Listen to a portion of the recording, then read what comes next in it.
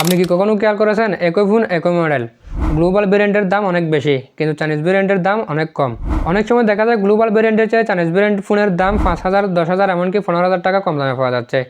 তখন অনেকের মনে একটা প্রশ্ন আসে, এটা কি আসলে একই ফোন নাকি এর মধ্যে লুকানো কোনো সমস্যা আছে? চাইনিজ ভেরিয়েন্টের ফোনের দাম গ্লোবাল ভেরিয়েন্টের চেয়ে কম হওয়ার পেছনে আসলে রহস্যটা কি? আজকের ভিডিওতে সেই রহস্যটা উন্মোচন করার চেষ্টা করব। চাইনিজ ভেরিয়েন্টের ফোনের দাম গ্লোবাল ভেরিয়েন্টের চেয়ে কম হওয়ার পেছনে সবচেয়ে বড় কারণটা হচ্ছে চীনের বাজারে ফোনের ভয়ঙ্কর প্রতিযোগিতা। চীনে স্মার্টফোন কোম্পানির সংখ্যা অনেক বেশি, যেমন শাওমি, ওপ্পো, ভিভো, হুয়াওয়ে এমন অসংখ্য কোম্পানি একই বাজারে ফোন বিক্রি করছে। এত বেশি প্রতিযোগিতার কারণে কোম্পানিগুলোকে খুব কম লাভে ফোন বিক্রি করতে হয়, কারণ দাম একটু বেশি হলে মানুষ অন্য ব্র্যান্ডের ফোন কিনে ফেলবে।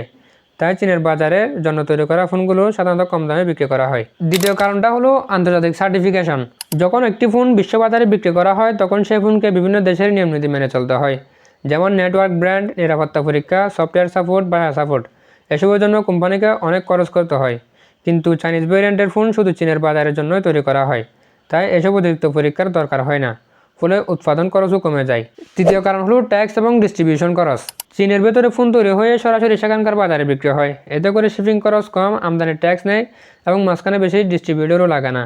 কিন্তু যখন একই ফোন অন্য দেশে বিক্রি করা হয় তখন শিপিং, ট্যাক্স এবং বিভিন্ন মধ্যস্বত্বভোগীর কারণে ফোনের দাম অনেক বেড়ে যায়। চতুর্থ কারণ হলো সফটওয়্যার এবং সার্ভিসের পার্থক্য।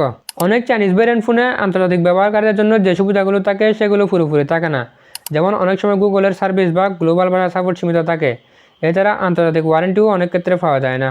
এই সীমাবদ্ধতার কারণে ফোনের দাম কম রাখা হয়। আরেকটা গুরুত্বপূর্ণ বিষয় হলো কিছু কোম্পানি তাদের ফোনের সফটওয়্যারে বিজ্ঞাপন বা অতিরিক্ত অ্যাপ ব্যবহার করে। এই অতিরিক্ত বিজ্ঞাপন বা অ্যাপ থেকে তারা ভালো মানের আয় করে থাকে। এর ফলে তারা ফোনের দাম কম রাখতে পারে। সব মিলিয়ে দেখা যায় চাইনিজ ব্র্যান্ডের ফোন সস্তা হওয়ার পেছনে কোনো জাদু নেই। এর পেছনে রয়েছে বাজারের প্রতিযোগিতা, কম ট্যাক্স, কম সার্টিফিকেশন খরচ এবং কিছু সফটওয়্যারের সীমাবদ্ধতা।